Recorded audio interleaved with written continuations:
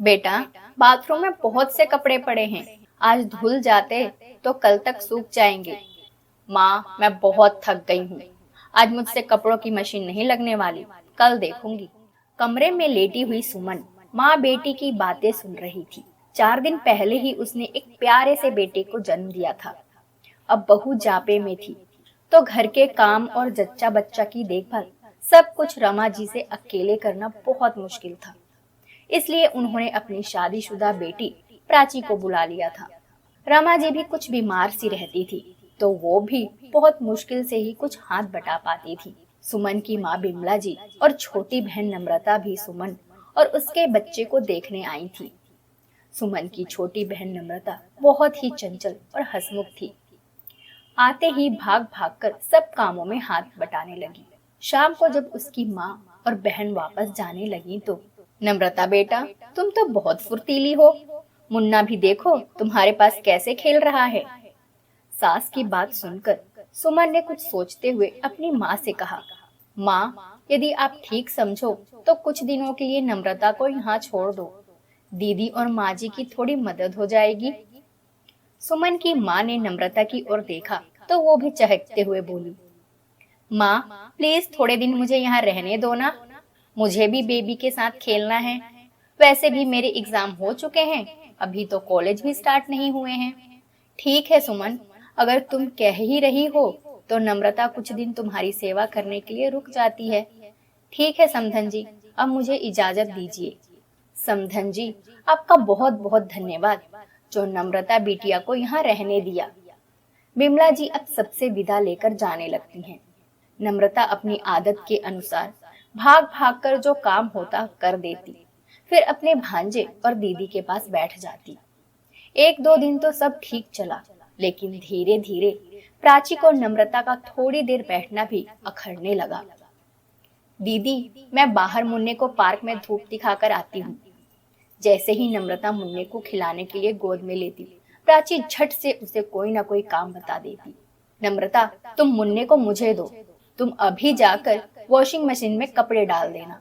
एक दिन तो हद हो गई, काम वाली बाई नहीं आई तो नम्रता के सामने बर्तनों का ढेर लगाकर दोनों माँ बेटी आराम से बैठ गए और चाय पीते हुए कहा, नम्रता बिटिया, आज काम वाली नहीं आई है और प्राची की तबीयत भी ठीक नहीं है। ऐसा करो, तुम किचन में जाकर बर्तन धो दो। नम्रता किचन में बर्तन धो रही थी, लेकिन जब उसने प्राची और रमा जी को हंस हंस कर बातें करते सुना तो उसकी आंखों में आंसू आ गए। माँ, भाभी की बहन को अगर पहले बुला लेते तो काम वाली लगाने की जरूरत ही नहीं पड़ती। मुझसे तो ये बर्तन और साफ सफाई बिल्कुल नहीं होती, लेकिन इन लोगों को तो ये सब करने की आदत है। नम्रता ने जब ये सब सुना तो उसे बहुत बुरा लगा। वो तो बहन के घर को अपना समझकर सारे काम कर रही थी, लेकिन बहन की ननद ने तो उसे नौकरानी ही समझ लिया था। सुमन भले ही आराम कर रही थी, लेकिन उसे भी अपनी छोटी बहन के साथ किया व्यवहार पसंद नहीं आ रहा था।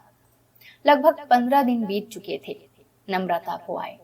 अब सुमन भी अपने काम खुद करने लगी थी, तो उसने अपनी सास से कह दिया, माँ जी, मम्मी का फोन आया था कि उनकी तबीयत ठीक नहीं है और नम्रता के कॉलेज भी स्टार्ट हो गए हैं, इसलिए नम्रता को वापस भेज दें। लेकिन भाभी, अभी तो आपका जापा भी पूरा नहीं हुआ और आपके नंदोई का भी रोज फोन आ जाता है कि वहाँ मेरे बिना बहुत दिक्कत होती है। मैं भी अब ज्यादा नहीं रह पाऊंगी। कोई बात नहीं दीदी, आप चली जाइए। वैसे भी अब मैं ठीक हूँ और अपना काम कर सकती हूँ। बाकी कुछ दिनों के लिए एक खाना बनाने वाली रख लेंगे। क्यों माँ जी? अपनी सास की ओर देखते हुए सुमन ने कहा, ठीक है बहू, तुम्हें जो सही लगे कर लो। तुम्हें तो पता ही है कि मेरे घुटनों में दर्द बढ़ गए हैं। अब मैं तुम्हारी कुछ मदद ना कर पाऊंगी। कुछ दिनों बाद एक सुबह, सुमन, बहू, खुशखबरी है, मैं नानी बनने वाली हूँ और तुम मामी। अभी प्राची का फोन आया था। अरे वाह माँ जी, ये तो बहुत अच्छी खबर सुनाया सुबह सुबह। मैं भी फोन कर प्राची को बधाई देती हूँ। देखते देखते समय बीत गया और प्राची की डिलीवरी की डेट भी आ गई। प्राची की अपनी सास और ननद से कुछ खास नहीं बनती थी, इसलिए इस समय वो अकेली पड़ गई थी। एक दिन उसने फोन पर अपनी माँ रमा जी से कहा, माँ, यहाँ तो संभालने वाला कोई नहीं है और आपके दामाद कह रहे हैं कि डिलीवरी यहीं करवाऊंगा, चाहे तो फुल टाइम मेड रख लेंगे। लेकिन माँ, फिर भी कोई अपने घर का हो तो अच्छा रहेगा। बेटा, आने को तो मैं आ जाऊंगी, लेकिन तुझे तो पता ही है मुझसे कुछ होता नहीं है। मेरे घुटने के दर्द अब ठीक नहीं हो रहा है। तुम्हारी भाभी को भी कहाँ मदद कर पाई थी। एक बात कहूँ माँ, अगर आप भाभी की बहन नम्रता से बोल दो ना कि कुछ दिनों के लिए मेरे घर आ जाए। ठीक है बेटा, मैं सुमन बहू से बोलकर देखती हूँ।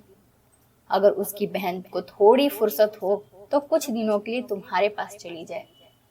सुमन अपने कमरे में बैठी मोबाइल चला रही है। सुमन बहू, तुम्हें तो पता है कि प्राची का 8वां महीना चल रहा है। अब उससे कोई काम नहीं हो रहा है। प्राची का मन है कि तुम्हारी बहन नम्रता कुछ दिन वहीं चली जाए तो प्राची की देखभाल हो जाएगी। माँ जी, वो तो ठीक है, लेकिन नम्रता का भी परीक्षा है अगले महीने। इतनी देर में प्राची का फिर फोन आ गया। हेलो, हाँ प्राची, बोलो बेटा। माँ, आपने भाभी से कहा क्या? प्राची, सुमन बहू यही है, लोग खुद ही बात कर लो। नमस्ते भाभी, खुश रहिए और बताइए कैसी तबीयत है आपकी? तबीयत तो ठीक नहीं है भाभी। मैं क्या सोच रही थी कि आप अपनी बहन नम्रता को कुछ दिनों के लिए भेज देती तो। भाभी, ये मत सोचिए कि मैं मुफ्त में उससे काम करवाऊंगी। मेड को जितना देंगे उससे कुछ ज्यादा ही नम्रता को दे दूंगी।